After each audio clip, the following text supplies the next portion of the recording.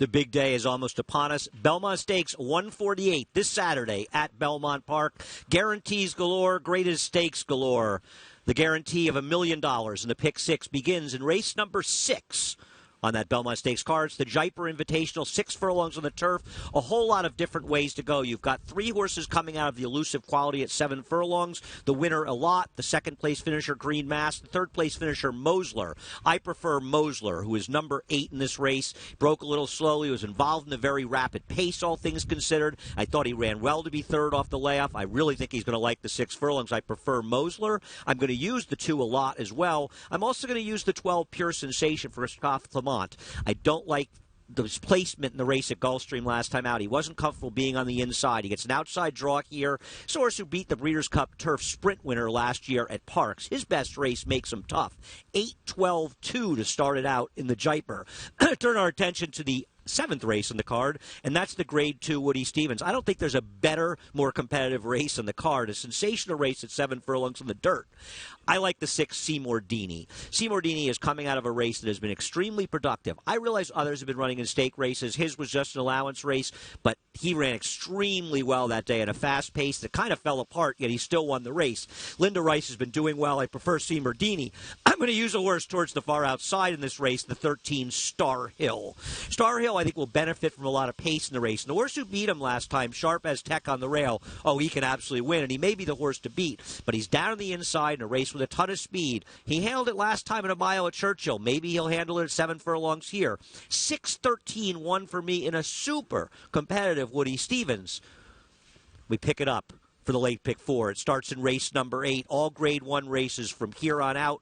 $1.5 million is the guarantee in this pick 4. And also keep in mind, a 10% winner's bonus if you're playing through NYRA.com and you want to play through NYRA.com. Race number 8, the Longines Just a Game at a mile. I like the 2 Recepta. Recepta's been very unlucky in her last 2 races. Shuffled out of both those races. Badly interfered with. Ran a remarkable race to finish 3rd in the Bogey. I think she's better than the horses that beat her. I also want to use Chad Brown's horses, the 7 Mrs. McDougall, as well as the 12 Reina Di Batteri. I think both of those horses can win. I also think the Euro, the 9 Irish Rookie, a big-time player in this race. You're going to have to spread. You're going to want to spread because you're going to get paid if you hit this pick 4 or the pick 6.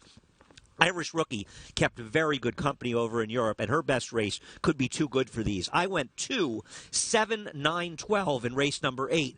The Longines Just a Game. Excuse me, the Mohegan Sun Metropolitan Mile, race number 9 at 1 mile. This is just a sensational race. I don't know that it has the superstar power of last year's race, but what you have is a super competitive betting race.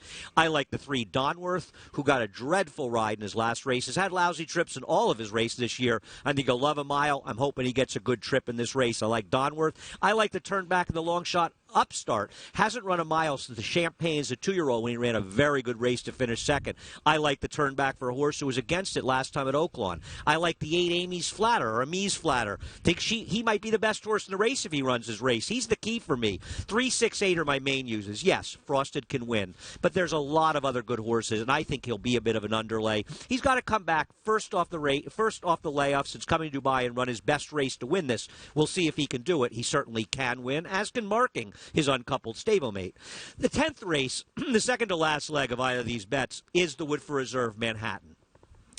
It's 1.25 miles, and the 10 Flintshire is an hour the horse to beat in this race. And if you're going to single somewhere, you're probably going to single Flintshire. He just is too good for a lot of his competition. But he has to overcome his outside post and get the right kind of trip. If you want to back up, Chad Brown is another horse in this race. The 2 Slumber, that I think is a very dangerous player. Of the horses that ran in the Turf Classic at Churchill, I prefer Slumber, but I could use the 1 World Appeals okay. But I'm very strong in the 10 Flintshire and a little bit of the 2 Slumber.